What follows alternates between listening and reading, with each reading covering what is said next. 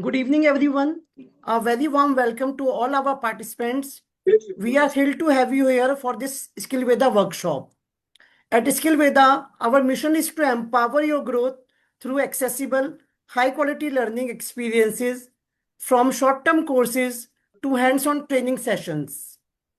Skillveda is a part-time in skill development, offering a wide range of webinars, offline workshop, short-term courses, and training programs designed to help you unlock your potential. Today, we will be sharing strategies to master subject expertise, enhance communication and leadership, and foster creativity and adaptability. We are fortunate to be joined by Ms. Sheetal Sharma, a certified career coach and expert education consultant. With more than 15 years of experience in the field of education, Ms. Sharma has transformed the academic journeys of many educators. We look forward to the wealth of knowledge and practical wisdom she will be sharing with us today. Welcome, Ms. Sheetal. Thank you very much, Twinkle. This is a very warm welcome that I have received, and a very, very good evening to all the participants that we have here. I can see that the numbers are just rising by every second. That we already have about 90 plus participants, and that's a very good number. Looking forward to a webinar like skill building that only shows the approach of these teachers and these educators in the field. And I am really, really impressed and glad to see all of them here. So you will just let me know when do we start? Yes, Sheetal ji, we can start now. All right. First thing first, it's a Sunday evening. We are all in a lazy mood, but at the same time, gearing up for work tomorrow. The week lies ahead, and we have a Sunday evening which is also being invested in something for our own selves. Some kind of skill building, not to be shared with children, not to be taught, not to be studied for the children, but for our own selves. So I would first thing first request all the educators to switch on the cameras, because me talking to all of you without seeing your faces, without knowing you, uh, would only mean that, all right, I'm talking to a screen and I'm only talking to Twinkle. That's about it. I'm not talking to anybody else. So I would love that everybody switches on the cameras. All right, Twinkle ma'am, you'll keep an eye on their cameras and everything, and you'll also keep an eye for the chat box. Yeah, don't. Yeah. Great, thank you. She's our go-to person when it comes to any help that we need in this 1.5 hours. All right, now these 1.5 hours that you're with me, let me just take. Have we switched on any annotation, Twinkle ma'am? I think we'll have to just restrict the rights of annotation. Yes. Thank you. I'm doing it. I'm doing it. Thank you. So these 1.5 hours that you're with me, I think a little brief that Twinkle Ma'am has already shared, but I'll just give you a little brief about myself. I'm primarily at the heart of heart, I am a counselor. And I'd love to train not just teachers and students also. So my entire motive right now is to make sure that whatever little knowledge, little information, little skill I have, I impart it with everybody. I am a CBSC certified resource person. I am a trainer for POSH and POXO. I am also a trainer for leadership and design thinking. But my heart lies in counseling, and it's great when you interact with children, and that's why the school, the education industry gives me that insight into what the children think. And this entire presentation, this entire content has been built only keeping in mind what we can do to ourselves to make sure that children benefit. They are the youth, and they are the ones who are going to take the reins of the country tomorrow. And we are people who have this responsibility on our shoulders to make sure that we deliver in the best possible manner. So that is the reason training and counseling goes very hand in hand. Having said that, a few expectations from my fellow mates. Videos on, like I just said. You have any questions, the chat box is your go-to place. Twinkle Ma'am is keeping an eye on the chat box. After every little content that we cover, we're going to ask you for any questions to be given out and any confusion that you have. In between, if you have anything to share, you have anything to ask, please raise your hand and Twinkle Ma'am will be happy enough to unmute you and let you ask. All right. So there we go. First thing first, what does skill mean to you all? Give me one word in the chat box. Flood the chat box. I'd like to see it. I have it open with me here. So I'd like to see, what does skill actually mean to you? You've invested your time, your money, your effort, your evening in this. What does it really mean? Presentation, learnability. All right. Good evening. Learning ability to solve a problem successfully. Well said. Creativity, process of acquiring professional capabilities. I need all 100 responses here. Demonstrable action, creativity, competency, problem solving. Do they really need training? They're already exhibiting the best. But why has it come to a halt? All right. Acquired ability. Wow, we'd like to discuss that. The ability to do something well, existing ability to perform through experience and learning, to solve other people's problems, perform effectively and correctly. Expertise, interesting capabilities, abilities to solve problem. Ability to handle any situation. I believe that's what you wanted to write. To do something well, especially because of training and practice. Okay. Well based on their expertise. Okay. All right. Perform a task with high competence. Interesting. Competence is something that is coming to me again and again, and the word ability is coming to me again and again. All right, so skill, you go to the dictionary, you search on Google, and this is what it shows you. Anything to do with marksmanship, mastery, literacy, numeracy, ability, anything and everything that takes you to have the expertise. So this webinar, we're going to understand what are the key professional skills for teachers, because obviously every profession has a different kind of skill base that we need to attain. Align teaching practices with CBSE CBPs. I understand that CBSE has given us this target of having at least 50 hours of training.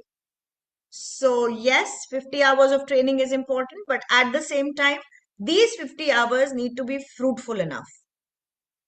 And identify practical strategies of skill development. I mean, I am a believer of people who can give us some practical stuff to implement in the class. In my early years of career, so I'm a big time storyteller, okay? So I'll include a little short stories every time. And wherever you feel you can take a screenshot, not a problem at all. Please feel free to take a screenshot of the slides that we are presenting. So in the early years of our career, when we used to go for training, sometimes we used to feel that what is this training about? We've been giving all theory, and we're not being able to implement this in the classroom or the school setup.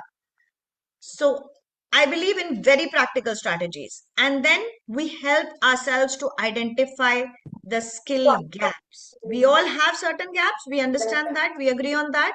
Give me a yes in the chat box if we all agree on that. Give me a yes in the chat box if we all agree that yes, we do have certain skill gaps and we need to work on that. Awesome. I need the chat box to at least keep on getting flooded every now and then so I know you're all listening. Okay. when you talk about need analysis, when you talk about skill and you understand what is the need, this is a report, and I'm urging you all to take notes on this particular thing when I'm going to be giving you sources, because the webinar will have authentic sources from different authors, from different internet spaces, which give out data and very resourced, research based data. So the very fact of how you fix a skill in the learn to earn, there's a huge gap between earning and how you learn to earn. There's a huge gap. So how many of you would agree that there is a void between academia and industry? जो B.Ed में पढ़ा था, and don't mind being bilingual. Is that okay? For if I'm bilingual with you all? Because Some people are from Gujarat, they may not understand Hindi. all Maybe. right. All Yeah, right. that's why. Perfect. No problem at all. So we'll go just in English. Yeah, That's yeah, not a problem. yeah. So this is a report by the World Economic Forum, and my question was, how many of you agree that there is a gap between academia and industry? Whatever we had studied in B.Ed, whatever we had studied in college, whatever the students today study in college, somewhere is not practical enough. Somewhere it is not giving us that kind of insight to pick up the work and start earning at that level. And this is what World Economic Forum stresses on. And this is a whole article. Just type on Google "lost in transition" and you will find this article.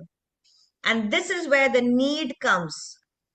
So how do we identify that what is the changing role of the teacher in today's times? If you go back to 25 years, maybe when we were in school, or 30 years, some people a little less, some people a little more, plus minus 10, 15 years.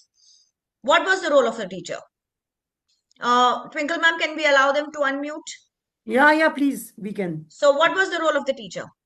Can you unmute and switch on your videos and tell me what was the role of the teacher 20, 30 years back? Ma'am, Yes, please. ma'am, before 20, 30 years, there was a traditional method of learning. There are Absolutely. textbooks, chalk and board method. Teacher just explain and students just listen. So there is only one way. One way, Absolutely. students listen to the teacher and they grasp the concept. Means rote learning method was there. So basically, content delivery. I deliver content and that's about it. Now the child is listening, learning, not learning. I don't care. Excuse me, ma'am. Yes, Mr. Delivery of Tiwari. information. Delivery of information. Sorry? Delivery of the informations of the subject content in the class. Delivering of information. Basically, just information. There is information in the book. I will deliver this. I will give it to you and I will move forward. Now, in today's time, has this role changed? Yes, it has changed many, many, many times. And that is the reason we need professional development. Because every 5 years, when I stepped into the education industry, and before that, I was working elsewhere I had a business, I was earlier a designer, moved on to 3 careers and entered the education industry. It was very different. Counseling was very simple. Okay, this particular child is not studying enough, sit down, counsel, move on. Training on the very fact that how to deliver content in the class. That's it. Over these years, especially ever since COVID has come in, we've realized that training has also changed multifold. The role of teachers has changed. And now, when we need professional development, what does it do? It actually benefits the students up to 20%. Again, a research proven fact. You have to stay in touch with the innovative practices. You have to think out of the box.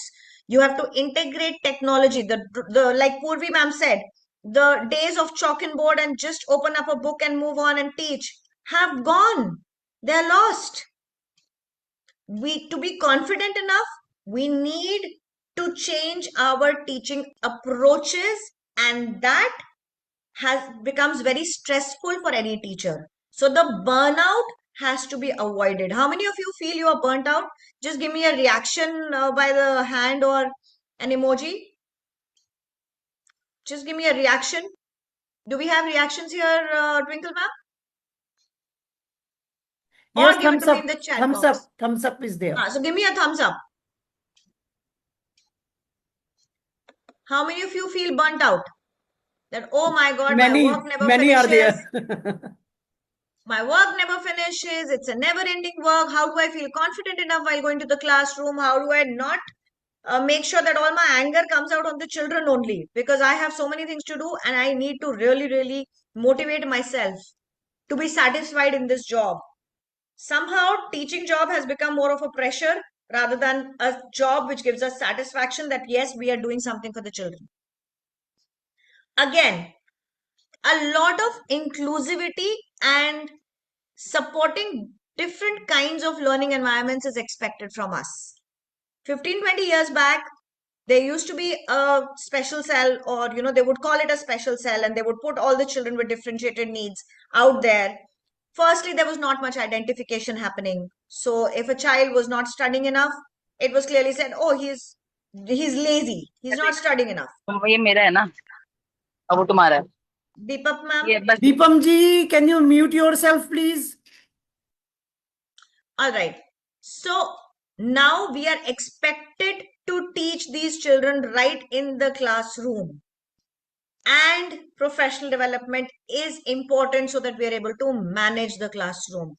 Classroom management is not a thing that we have to think about. We should be able to just walk into the class and understand how this happens. This is also what is expected out of us through the NEP.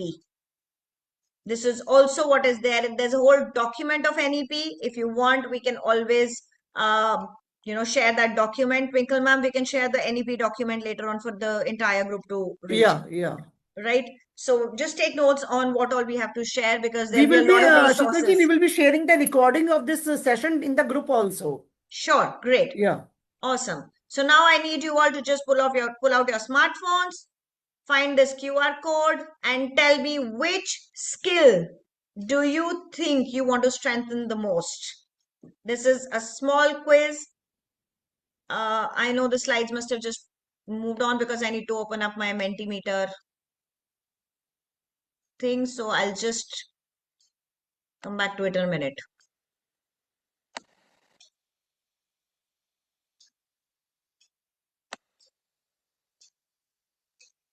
Purvi ji, link is on the screen. The link is on the screen. It's a QR code. Just Google the put the QR code and you'll find it. You have to scan the QR code.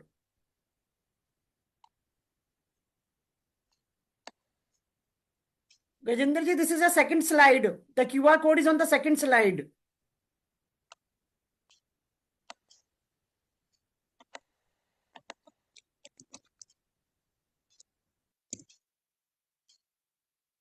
I hope you all have been able to find out the QR code and put it out there. All right. I can see the responses coming in fast.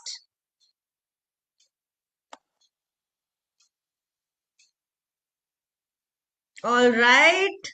This is amazing to see because this aligns so much with what this entire presentation is about. I'm just so glad to see. I'm just going to give you another minute. Otherwise, this 75 minutes will not be able to utilize this. I'm just going to give you another minute and we are going to move on to it. So maximum teachers are saying that 21st century skills is what we need. Okay.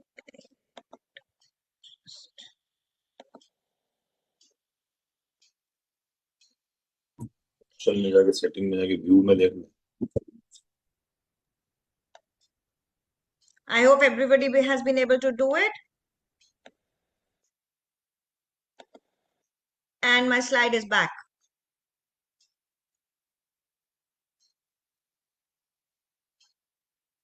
All right, so 21st century skills is something that we all need to understand, and we're going to deep dive into it a little bit. First, let's just understand what is the core skill framework for teachers that a lot of experts have talked about. First thing first, there's subject expertise. We need to understand our subject in depth.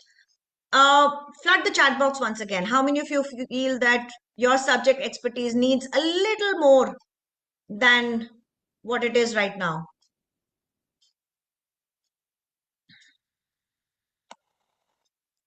How many of you feel that your subject needs a little more expertise than what it is right now? Strongly agree. Yes. All right. Okay. Now, how do we do it? We are supposed to be teachers. Some of you are PGTs. You are supposed to be at the top of the school thing. Some of you are in leadership roles. You're supposed to be teaching the other person. How do I do it? How do I bring about expertise of my subject? Okay, I'm sorry. All right. So, subject knowledge, first thing first, please understand the world has passed that era of just teaching the what and the how. The what and the how is no more required because children know it before you do. It is literally on the click of their hand. And with AI coming up, you have 20 websites and AI will sum it up and give it to you in just one page. You tell AI to explain it to, as a student of grade 5 and it will explain it to you. You tell AI to form the best of answers for something, it will do it for you. So the why is important and that will get you accolades as a teacher. That will get you recognition as a teacher because you know the why of any particular problem.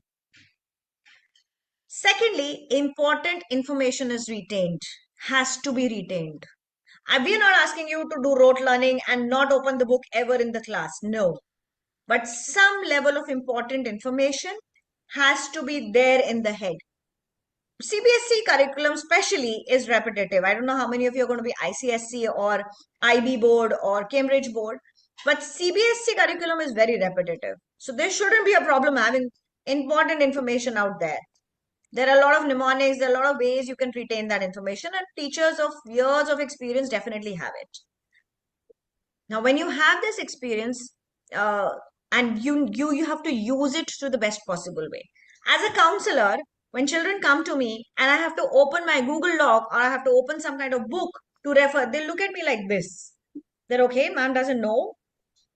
They actually give me that wink, okay, she's also Googling only. So she really doesn't know. Is it possible to know 70,000 universities and more than, lakhs of courses at the back of your hand? It is not. So important information, just basics. Third thing, real life application. Because I'm giving you certain examples, don't you think it is more relatable? The content is more relatable? Give me a yes in the chat box if it is. Because the more we talk about, what is real life application, the more the children relate to it and understand and retain. There's a saying by some educator also, you teach me, I will just learn it once, but if you make me do it or you make me observe it, I will remember it forever. Critical thinking, creativity. These are two things we're going to talk in detail, but I need you to remember these two words because today's children are way more diverse than they ever were, ever in our life that we have seen. They ever were. This Gen Z is a very different level altogether. And the most important thing, you have to read and you have to read and you have to read. And I'm not saying only read books. I'm simply asking you to read through internet, through LinkedIn, through any kind of stuff, but read. Make sure your content knowledge is improved and it goes beyond the books. We're not asking you to teach that content knowledge beyond the books, but make sure that at least it is there with you. You could mention it once in a while. So the student also has confidence that, okay, my ma'am knows a little more, right? That is that. Now, here are some resources that I have outlined for you all. You can take a screenshot of this screen. A lot of international education certifications. This is just a very small list, but this list can be a never ending and a long one, honestly. So this is a small list. There could be for anyone who wants to grow to an IB school or a Cambridge school.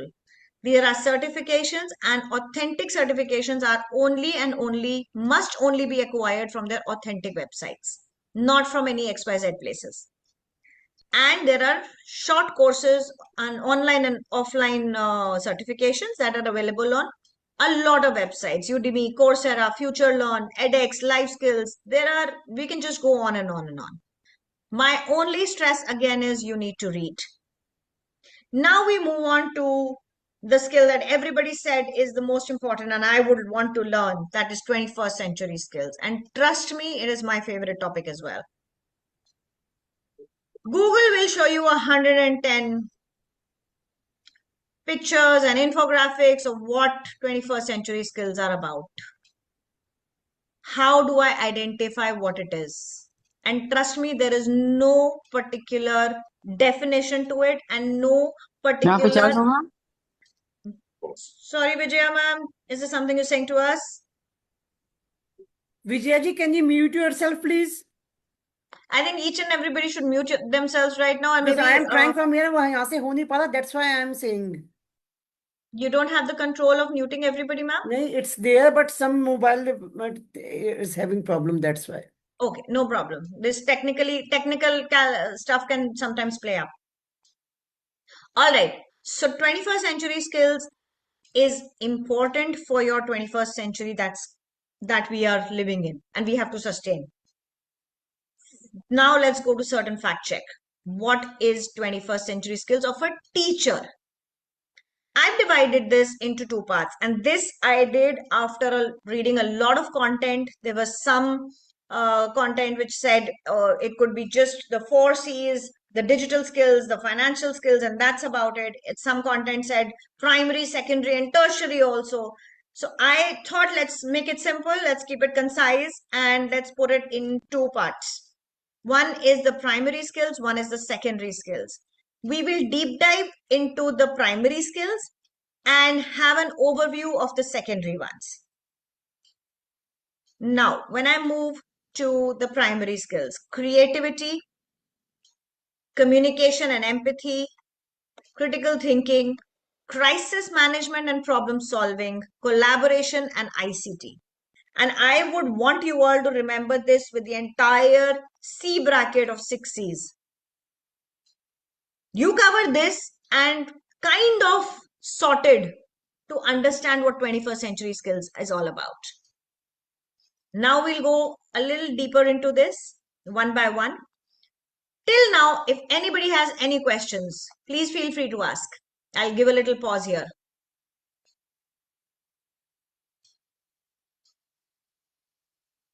Anybody has anything to ask can unmute and ask, can ask in the chat box. I'm looking at the chat box also. Or should we move on? Maybe you can just type move on then. And I'll know that you're all with me. Perfect. I have Abhimimi's response. All right, I have more. Perfect. Let's move on. We have an attentive audience, ma'am. Twinkle G, we have an attentive audience. Nevertheless, so they are listening. All right. This is a quote, a picture that I found on the internet. And this is by Mr. Krishnamurti. He is a theologian and a spiritual leader. And he says that you might be perfect in playing the piano, but maybe you're not creative enough. You might be brilliant, but then you're still not a musician.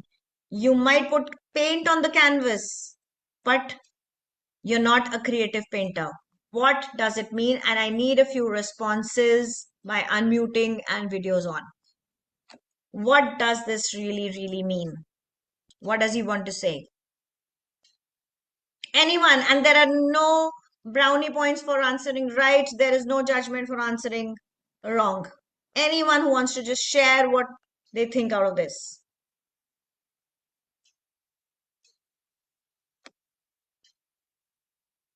No one? Come on, I thought we had an audience which was very responsive. If you want, you can type it in the chat box. I'll just read it.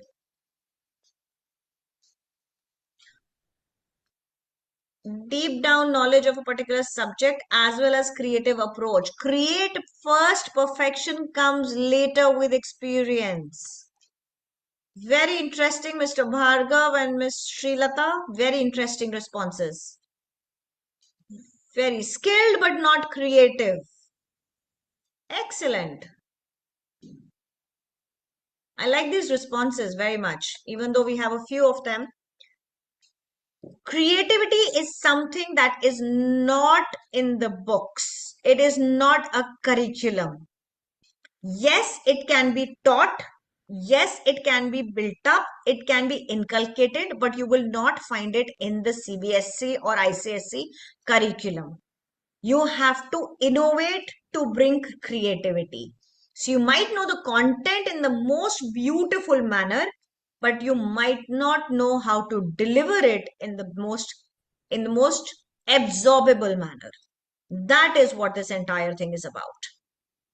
So when I say creativity, how do we go about learning and understanding creativity? First thing first, associative techniques.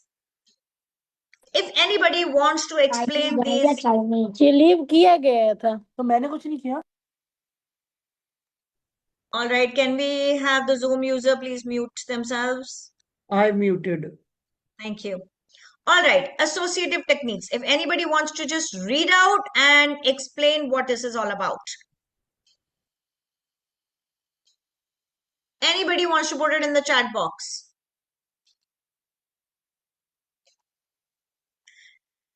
When you're teaching a particular content, make sure you are directly associating it with something. It could be just a word association.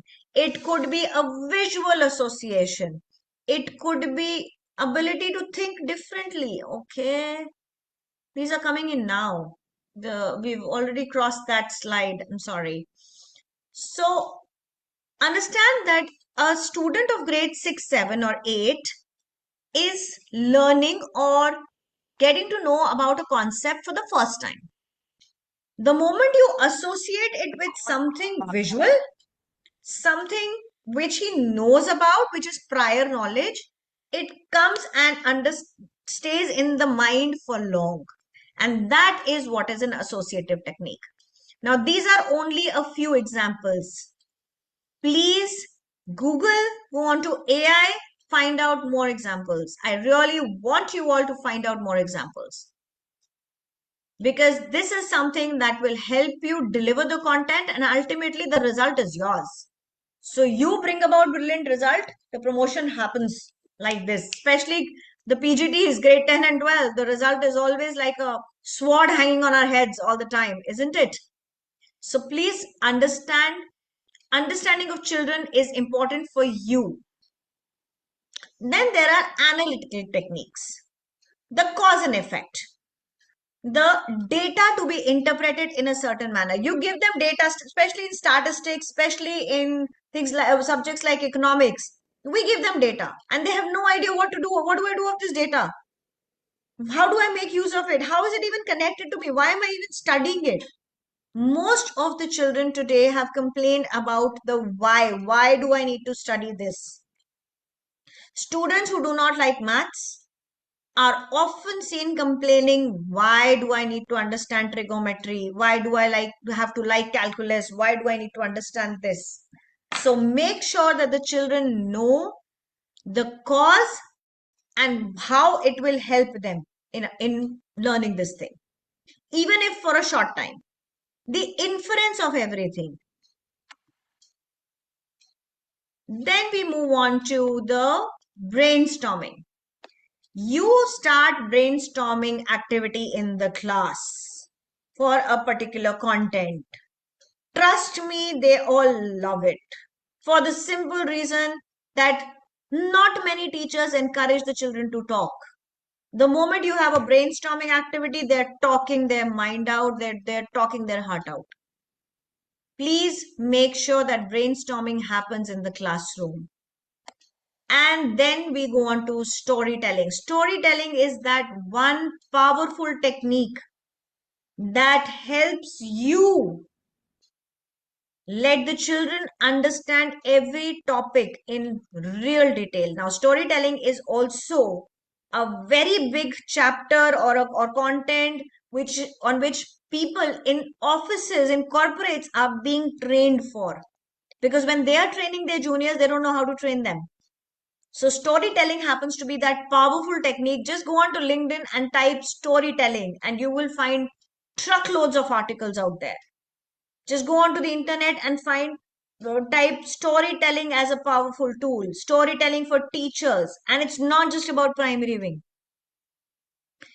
Does any one of you know about storytelling already? I need an answer in the chat box because I see a lot of videos are off and I don't see activity happening.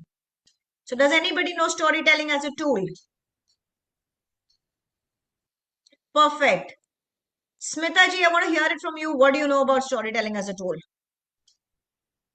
Storytelling can be used as a tool for if you want to maybe introduce a chapter also, you can use it. Yes. If you want to connect them to real life also, like we talk about building the skills. So for that also you can use storytelling. So in primary, like I cater to primary classes. So I had even taken a session on storytelling in which I had asked the teachers only to make stories on different contexts. Like if I want to teach photosynthesis also, how can I relate it with the students' topics and relate it to their age group and bring in photosynthesis? Even we had done a game on, song also on photosynthesis. So there are different ways by which you can do it. One teacher had come up with the story of pani puris, using pani puris to explain some concept of science for higher Wow. grade students, right? So I really loved Excellent. that idea when we were having these interactions. So yes, storytelling is a very powerful tool by which you can deliver the content to the students directly and they absorb it also very easily. Excellent. Thank you very much for sharing this with us, Mitaji. Induji, can you share this entire concept? Yes, we use Story Weaver where we get stories for different concepts to begin a chapter.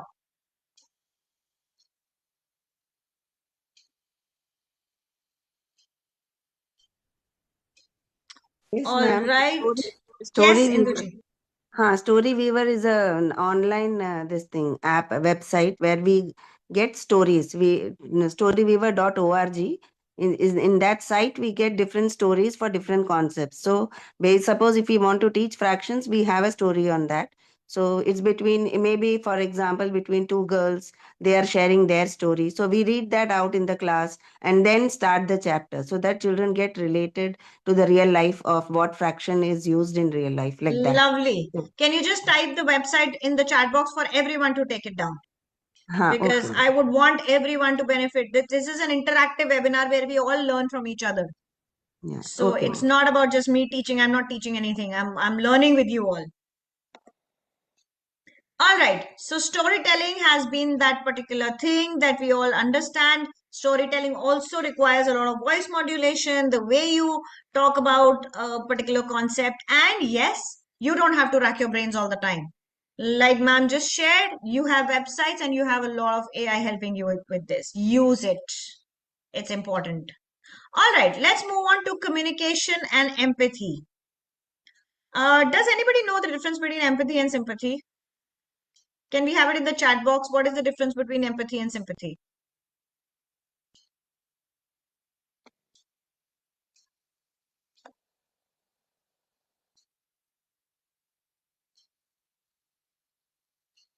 The difference between empathy and sympathy. Empathy, I'm sharing here only that empathy is basically Feeling the same pain, sharing the same emotions.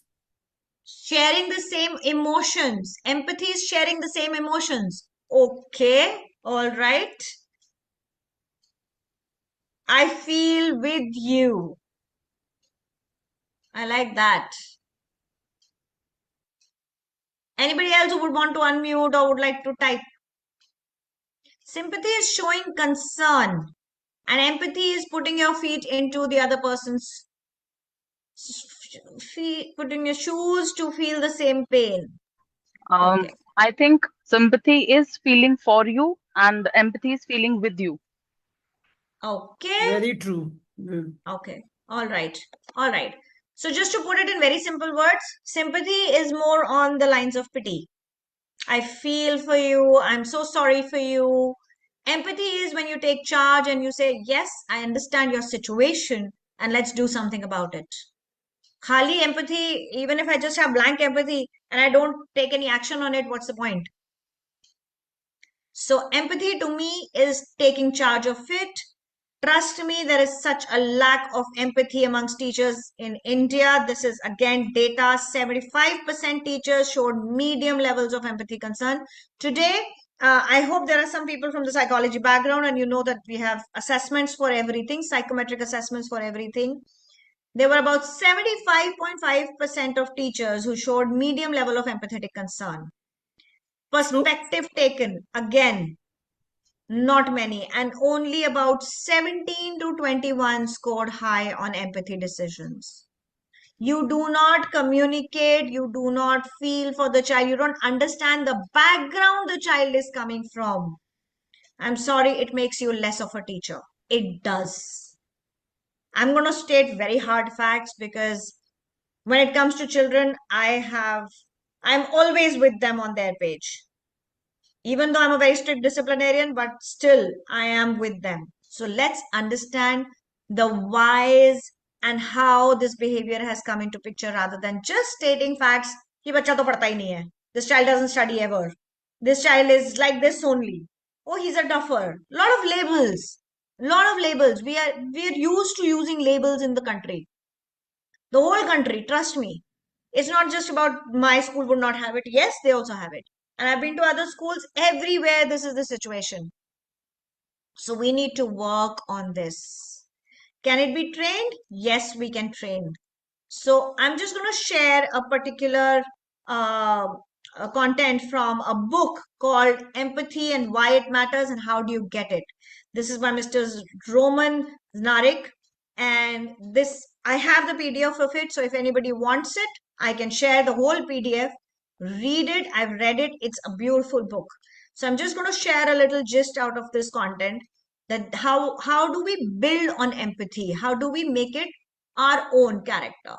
First thing, you have to make it thoughtful. It has to be a thoughtful effort. I have to train myself to be empathetic. It just doesn't come because I'm a counselor, you are not, because I'm a psychology teacher, I have read it, you have not. No. With the world shrinking into 116-inch laptop, you can read about everything. Another habit, step into other people's shoes. Once you've trained your brain to be empathetic, start stepping into the other person's place. Start understanding, if I was him, what would I be going through? Maybe this happened with me in my lifetime, but it was handled, so I don't remember it so much. Just go back, remember your time, or just imagine that you are that child and maybe you have some issues at home, or maybe you are going through some kind of a crisis problem, and that's the reason you're behaving in the way you're behaving. It might not be very big to you, but to a child of maybe 10 years or 15 years or 16 years, it's a big issue. Make sure that you explore the child's life till the time you don't realize why the particular child is behaving in a particular manner. You will never be able to be empathetic enough. You can call yourself empathetic because you've read text and content and you've trained your brain, but I'm sorry, it doesn't work till the time you don't explore. So you need to talk and communicate with the children. The children need to know that you are there to listen, and make sure that this conversation is practiced in a non-judgmental way. What is that one thing that most children say today? Ma'am, I'm sorry, I don't want to talk about it because I know I'll be judged. As a counselor, I'm telling you this little secret. 95% children are scared of being judged. Tell me one thing, why are we not opening up our videos right now when we are not talking too much right now? The fear of judgment. Oh my God, my answer is going to be right or wrong. Is ma'am going to judge me? Are the other people going to judge me? Why should I reply? Let me just stay silent. Nobody's going to say anything. Silence is the biggest enemy of every person. And then make sure that you have transformed yourself into the other person's mind. It's not just the physical situation that you think about. The feelings are here and in the heart. Make sure you've judged, and you've not just judged, you've understood that. Also, you are the reasons that this big social change can come about. Please bring it in. This is a revolution that we are expecting the teachers today to bring in. It is not a norm in this country. And it's not just about this country. There are quite a few countries in the world. US lags behind in empathy so much. UK still stuck to the hardcore academic rigor with Oxford and Cambridge. The world judges people, and we have a dearth of empathetic teachers. Bring about that change. Take charge of it. How many of you would right now promise me to take charge of this situation? Give it to me in the chat box. Give it to me in the chat box that you would take charge of this situation and that you are not attending this webinar just to earn a certificate. I only see one right now. Ma'am, do you see more? Twinkleji, do you see more? Thumbs up are there. Yeah. Thumbs up are there. Yeah, they are Thank you. writing now. They are writing Thank in chat you. box. Thank you.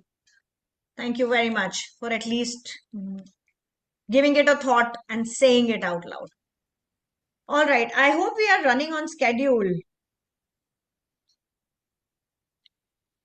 I get a little carried away when things like these come in. All right, let's talk about critical thinking and the entire cycle of critical thinking. Now, this is an infographic that by Justin Wright. He's also an author and a thinker. So he says there are particularly stages of critical thinking that you need to find out. One is the evidence stage, one is the assumption stage. So if I just break it down into very simple stuff, into very simple cycle. Collect evidence.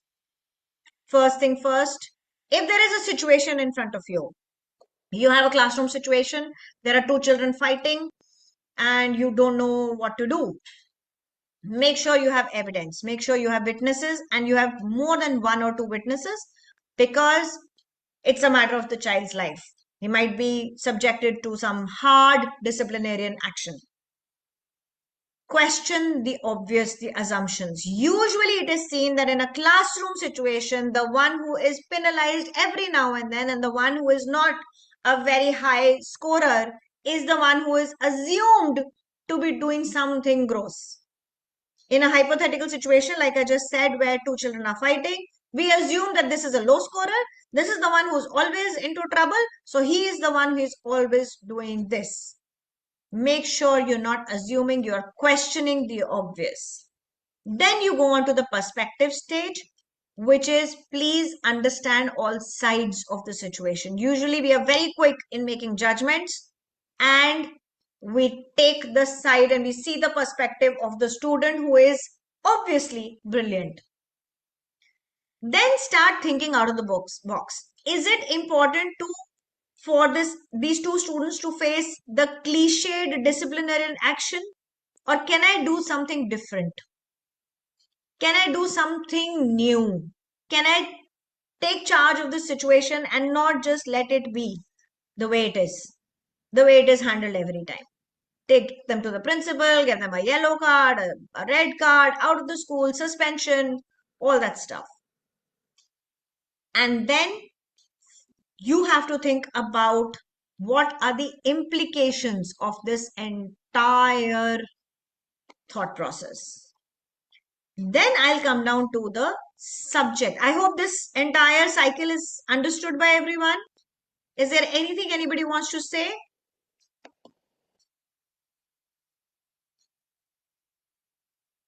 Is there anything that Ma'am. anybody wants to ask? Yes. Yes, yes. Is this cycle is for creative solutions, this critical thinking, or in the because you are just giving the example of it, so that's why I'm asking it about. It's a Because very good question.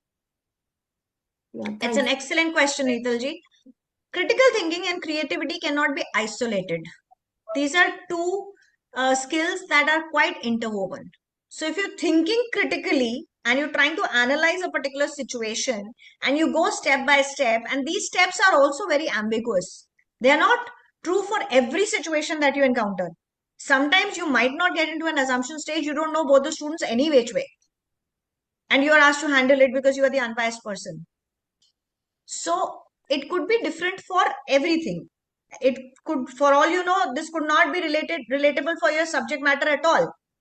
But creativity will be. So critical thinking, once you're understanding the situation, is when you come out with solutions which are creative. Creativity is all about innovation. Creativity is all about go away from the cliched route, find out something new. So two children fighting, I'm teaching a subject matter. Both need critical thinking. They are both two completely diverse topics, situations, but both need critical thinking. And both will have creative solutions which are very different in nature.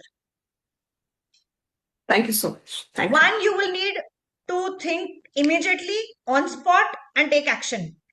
The other, you will have time to plan because it's a content that you're delivering. I Thank hope you. I've Thank you answered so your. much. Great. Yeah. Thank you. Perfect. Anybody else who has any confusion in this? Because it's very important to understand this. And these kind of cycles and infographics really help you visualize and understand this. So now I'm just going to take a few examples which are completely different, which are subject-wise examples. English and another language. Maybe you could just understand and interpret the author's intent or the character and then creatively present them in the class for the children also to start critically analyzing them. Mathematics, you could have the most efficient matter, but you will have to explain why it is most efficient. Most children will end up asking you, why this, why not that? And then when you cut marks on a particular method, they will come back and question, why were my marks cut here? So every subject will have different ways to critically think, present them in the classroom, and move on. All right, now we come to the crisis management. And this happens to be a very nice, important 21st century skill, a primary skill, because every teacher is subjected to this particular thing. How are we subjected to this crisis management and problem solving? How many of you feel you're always in crisis in a school situation? You have 7 hours and they are never enough, and there is a crisis all the time coming in. You're planning something for the classroom and you thought you'll finish your 30 notebooks, the checking, and somebody said, okay, there's a substitution there and please rush. So give it to me in the chat box. How many of you think you're always on the edge in the classroom? Always on the edge. All right, this is coming in quite quickly. And I've just touched the wrong nerve, I think. All right. There are a few ways. Again, I've used an infographic here. And trust me, this is all available. You just have to know it and you have to use it to the best of your knowledge and your ability. There is a difference between responding and reacting. And that is what is super, super important.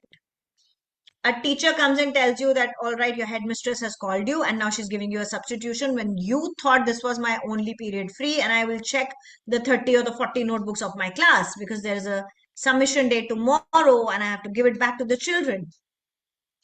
How do you react or you respond? That is what it is all about. Anybody who's reacting will just blurt out anything that you feel at that point of time. And this is the root cause for a lot of problems that you find amongst staff. And trust me, it makes your life really hell. It makes your life really difficult because you don't know how this person is going to take this, and for the next coming days this person is not going to be collaborating enough with you for anything and everything.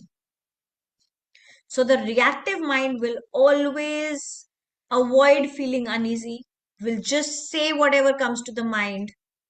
Later on, maybe regret, and that regret will linger on for a lot of time, for a good period of time. Will get upset very easily and take everything personally. So many times when you have these staff meetings, and in general, there are some things that are pointed out by the headmistress, the vice principal, or the principal. I hope we don't have too many principals here. Oh my God, I'm going to be talking like this. I'm sure I'm not getting a job with them then. All right. So many times there's a staff meeting and something's been pinpointed. We always tend to take it personally. I didn't do it. Still, I was told about it. That is not how it works. Not in the world that we are in right now. Things are generalized and spoken in meetings, and you have to move on and stop taking them personally. Keep it professional. Keep it absolutely straight and simple. Make sure that before you talk, you pause. If you can't, there's a very simple technique. Some of you might be knowing it also. Just count backwards from 10 to 1. Or if you think that is a short time for you to pause before you react, count 20 to 1. Deep breathe, move away from that particular physical space. Move out of that physical space. Sometimes just physical proximity will make you react and look at the other person and you feel, oh my God, why is this person even here? Why is this person even, why does this person even exist in the world? So you have to do this. The responsive mind will find these opportunities which are uninvited as opportunities to grow. Maybe if you take a substitution, your headmistress will remember that you saved the day at that point when I did not have anybody. You never know that. So make sure that you're being heard and you're being seen when these are opportunities, and you make convert the problems into opportunities. So when there is a crisis situation, what do? Do you react? Do you respond? This is a question that you have to ask yourselves. Don't want to ask. I don't want to know. I don't want answers in the chat box. Nothing that is embarrassing for you to be done. Moving on. Collaboration. Oh my God, this is one skill. Does anybody know why do we bother about team development? Why should we even think about team development? Give it to me in the chat box. Come on. Give it to me in the chat box.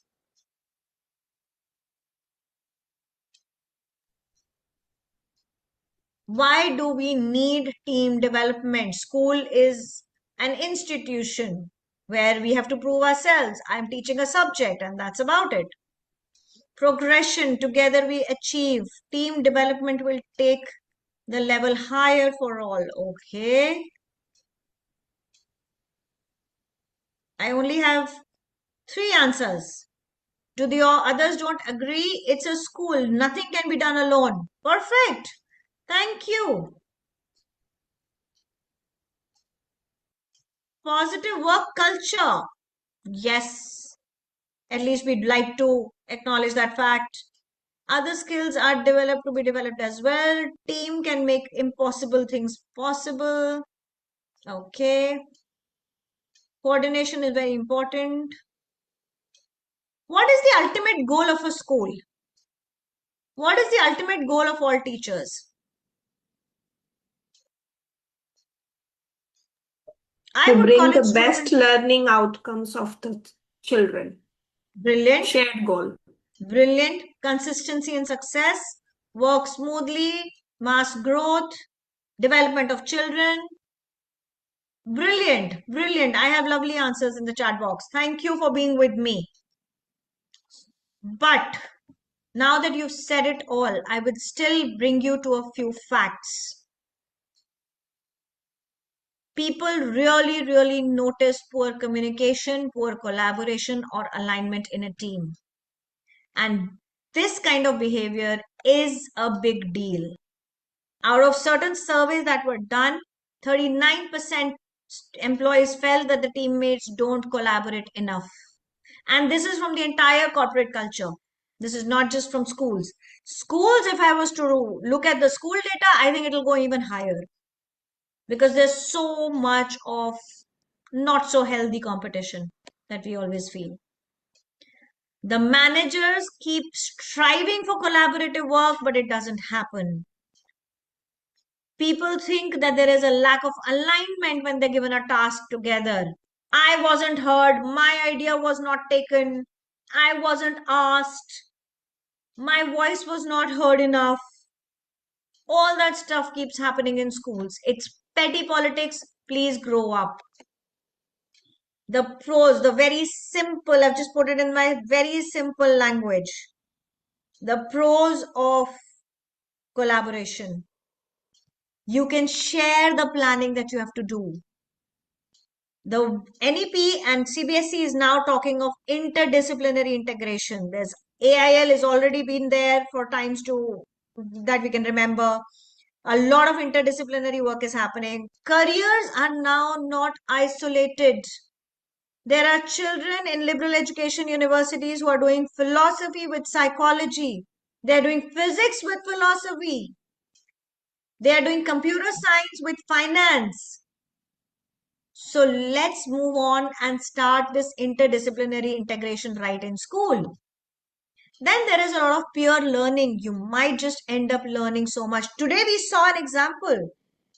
One of our brilliant teachers shared a website with us and we all learned, right? When you show examples of collaboration, please make sure students are watching. Understand that students are watching. And that is what will bring about collaboration in them. When you're talking to parents and other stakeholders, this collaboration shows because then all the teachers are talking in the same tone. They're not talking different. It's not that one parent will talk something else to one particular teacher and something else to the other particular teacher and they hear different sides and the entire mess of the school is right there. It's like washing your dirty linen in public. So parent and stakeholder engagement is important. So now you have to think if there are any cons of collaboration. Are there any cons of collaboration? Think about it. Think about it. I couldn't see any. I really couldn't see any, so I didn't put it here. All right, let's move on to the ICT skills. This is an infographic from the Enhanced Learning in Tertiary Education, a special issue on ICT. Now, when we're talking about digital literacy, how many of you think you struggle with digital literacy? I love the answers in the chat box. Twinkle, ma'am, if you could just take screenshots of these answers, it will be wonderful. I will. Because, and then we could we could keep it for our sake. So how many of you think you struggle with some kind of the other digital literacy? Just give me a quick type in the chat box. Sometimes, okay?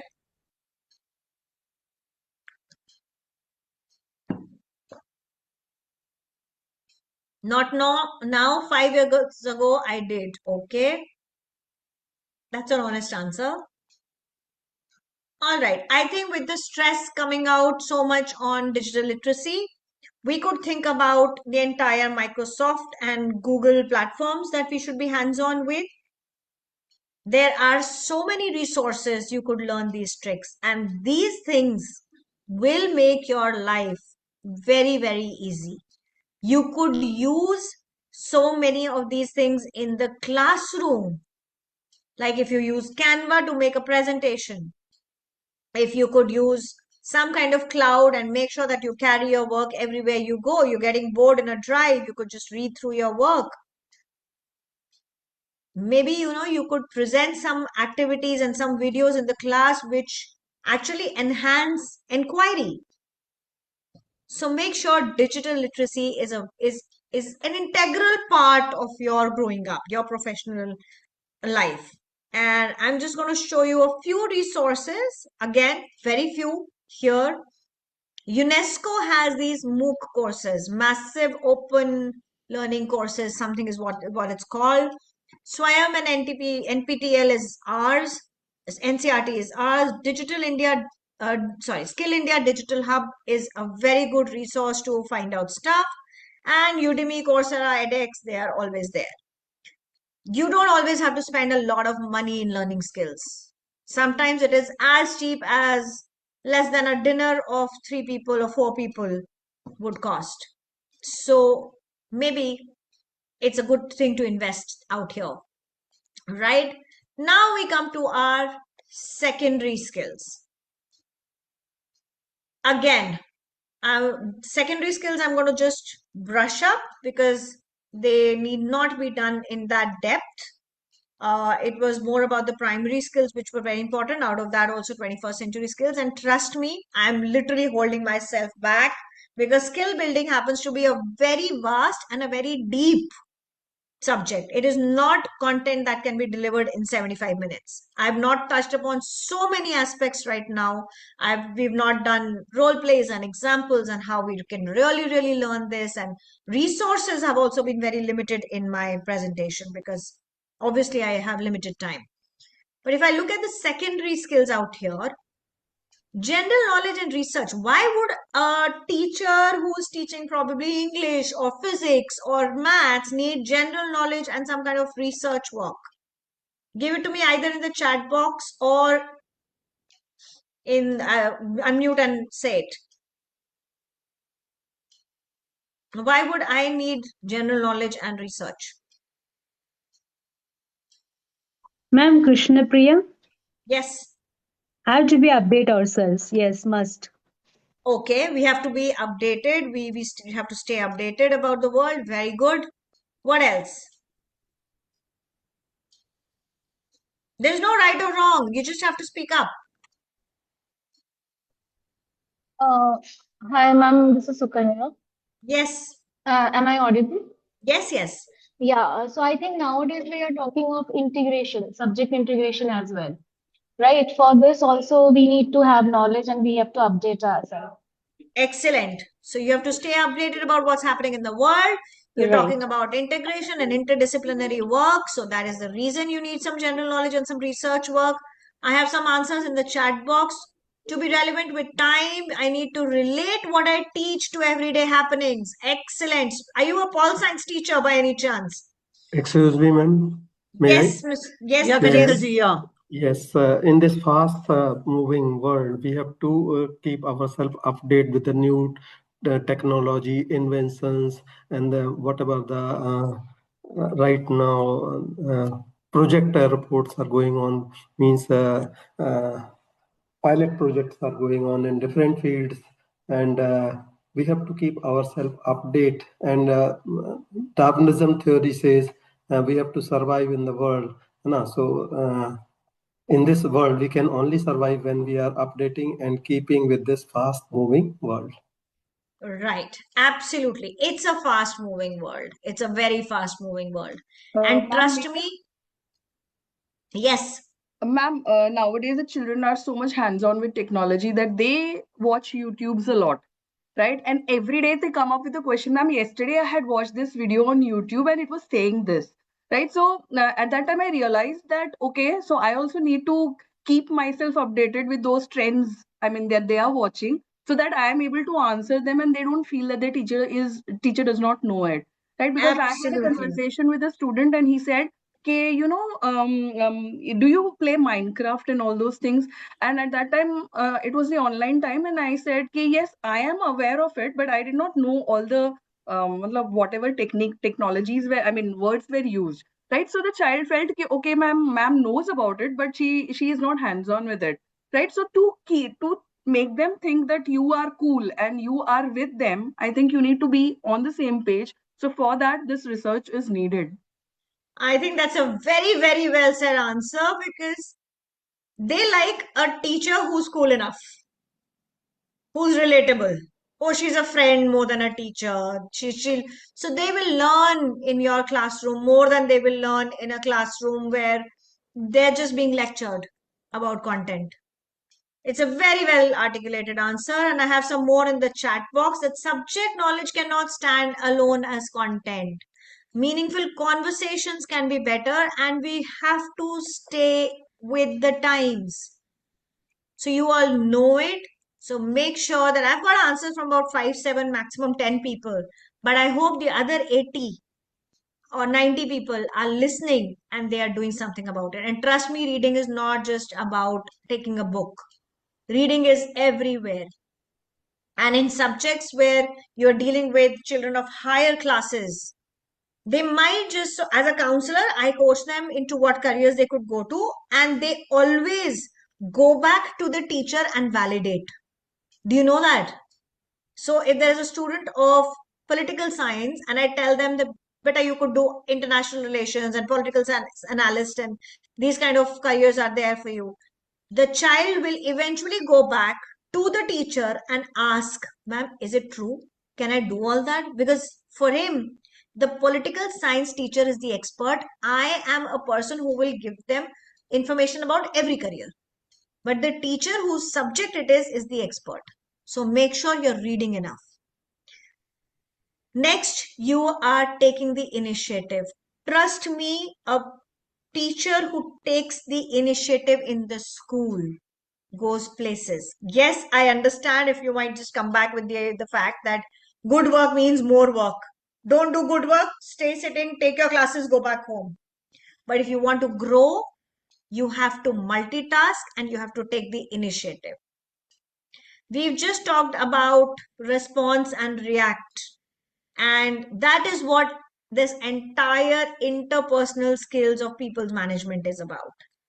Interpersonal skills with your peers, with your authorities, and with the children. There are so many times you would react in a classroom the moment a child does something gross. Stop doing that. And I'm actually saying stop doing that. Don't reduce it. Just stop doing that. Active listening. There's a major difference between hearing and listening. The kind of work we have in our schools in those 7.5 hours, I think we work for about 10 hours and 7 hours. It is very much humanly possible that we would not be hearing, listening to everyone. We are only hearing it. Spend those couple of minutes there. It's not going to delay your work. It's only going to enhance your relationship with the child. And make sure your self-confidence is always at the top. And there's a thin line of difference between overconfidence and self-confidence. Blowing your own trumpet is also one thing that I've seen in my school setup. Everybody thinks, oh, I am doing the best. I do this, I do that.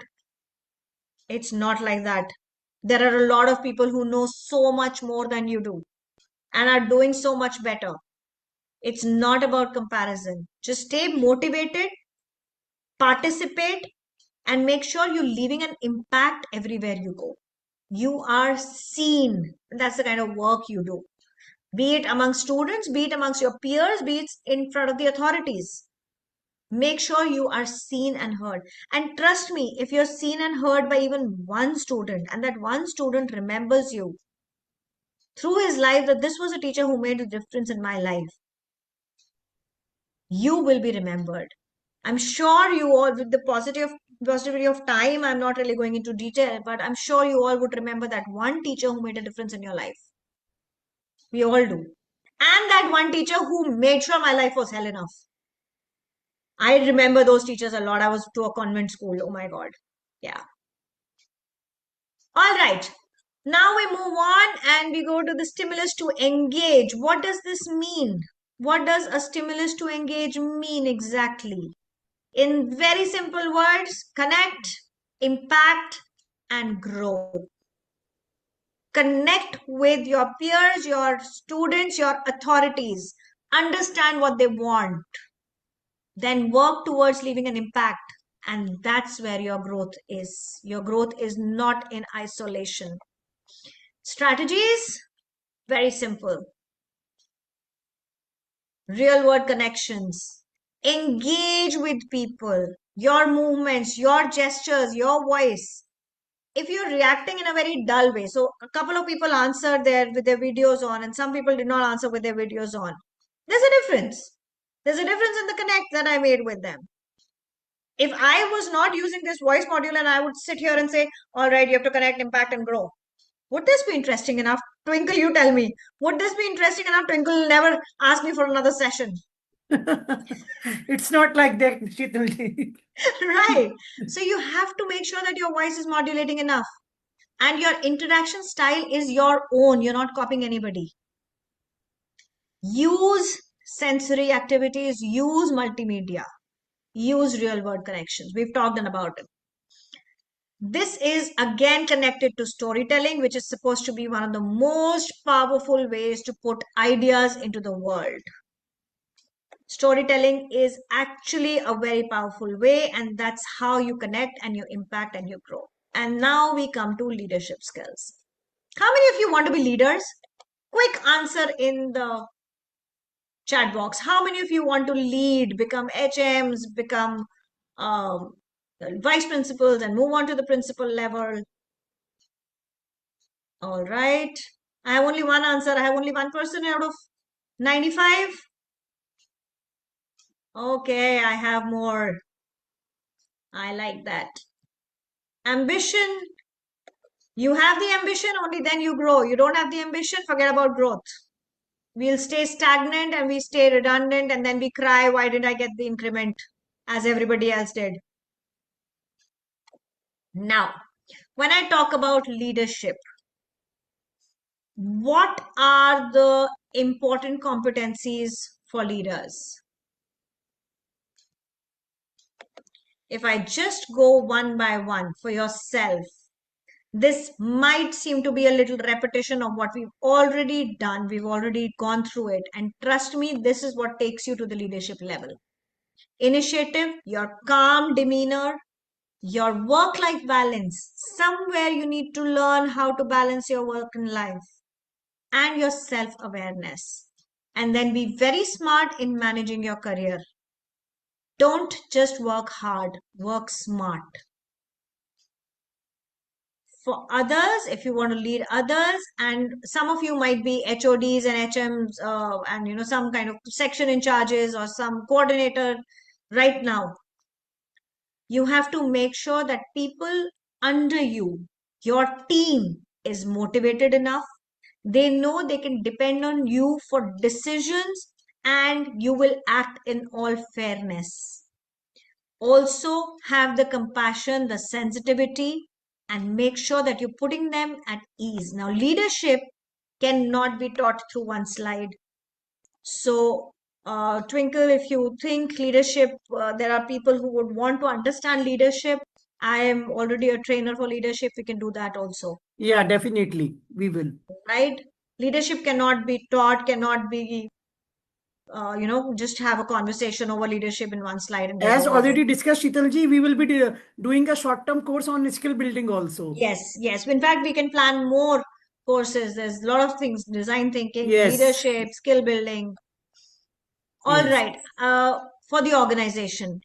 Every organization today needs leaders. There are a lot of followers, but we don't have leaders. Every organization needs leaders. They need people to take charge. They need people to be strategic. They need people to be decisive. And we don't get them. I've worked very closely with the management in a school development program for over 2 years. I was one of the 5 people who were chosen from the entire school. So trust me, this is one thing that the management thinks. And now we come to a very important thing, which is emotional intelligence. This is the last of it. Take a screenshot of it because, again, emotional intelligence is something that I cannot cover in one slide. Emotional intelligence can be divided into 3 parts: intrapersonal, interpersonal, and as a catalyst. Make sure your relationship management, conflict management, how you meet and greet other people is balanced. Emotional intelligence is again connected to response and react. How you respond or you react. That is where emotional intelligence and emotional quotient is connected to. Your social awareness, where are you? What is your responsibility at that time? I have seen some teachers actually while away their time the moment they are in school and they have a free period. And then cribbing on, oh my God, I could not check my notebooks. I could not do this. I could not plan the lesson. Be aware of what your responsibility is at that time. Motivate, initiate, drive, and be resilient. Have an attitude. This is attitude. This is not about aptitude. This is attitude, which is character. Your self-management is going to be super important. How you adapt to situations. Do you all remember COVID period? A lot of teachers were laid off. Who were these teachers apart from people like physical education and music and dance and performing art, and these people? Who were these people who were laid off? Other people who had the knowledge of content. Who were these people who were laid off? Anybody? These people were the ones who refused to adapt to a new situation of working from home, understanding and learning new technology. These were people who said, I don't want to learn all of this PPT making and stuff, and I don't want to teach like this. I'm going to take a break. They went on a break and they never came back because COVID, it was anticipated it will last only for a few months. It lasted for more than 2 years. And now we are in a situation where we are doing online stuff by choice. So we need to adapt. At that time, I never thought I'll be taking trainings like this. It was always on site with 100 people in the room. I never thought it'll be like this, where I will not see faces and I will have this thing. So make sure adaptability is one fact that you know, one skill that you learn. Of course, a whole lot of self-awareness is important, where your confidence is important, your self-assessment is important. And like I just said before, there's a very thin line of difference between overconfidence and self-confidence. Again, this is a source that I've taken from a UK-based education consultant. Go on to their site. You'll have a whole article with this. Read it. All right. Twinkle, do we have time for a breakout session? Because I think Not already right now. No, overstretched. it's almost about to be 8:30. Yes. Not right now. Yeah. So this is one infographic that I really liked and I thought you should know. Practicing sober is very easy, and sober is a mnemonic that you will remember. So just stop, observe, breathe, expand your thoughts and respond. Just whenever you're in a situation, if at all you remember me, remember me. If you don't remember me, that's fine. Remember sober. So we'll skip the breakout room and yeah. Now, this is something that I'd like to end with. The capacity to learn is a gift, and the ability to learn is a skill. So it's your choice whether you want to learn or you don't. It is totally and totally up to you. It is not up to me. It is not up to Skillveda to train you. It is your choice. So, yeah, that's about it. I'm opening the room for questions. Anything, any comments? Questions, any queries you can ask.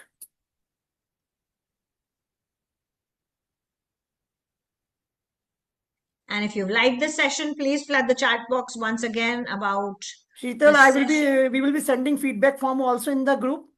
Perfect. Yeah. Also, I would like to know what is that particular thing that you would like to learn more about. Is it skill building as a whole? Is it leadership? Is it design thinking? Is it emotional intelligence? What is it that you would like to learn more about? And we could curate a short course on it. Right, Twinkle? Yeah, exactly. Yeah. So we're already in... It will be a part of our feedback form. What else you want to learn? So you can fill up the feedback form. Then me and Sheetal can decide on that. Yes, absolutely. Yeah. Absolutely. Any questions for Sheetal right now? I think they want a session on leadership. Okay, we will be doing that. No problem. We can do a leadership session. It's very interesting to do leadership. Okay. We, All right. So I don't think we have any questions. Oh, was I so self-explanatory? everything I'd was like to so. give, I'd like to give that to myself. Yeah, definitely. Let's then wind up the things if no questions are there. A big Yes. thank you, Sheetalji, for making the skill building for teachers webinar so informative and engaging. Your expertise and energy made the session super impactful, and we are so grateful for the practical strategies you shared with us.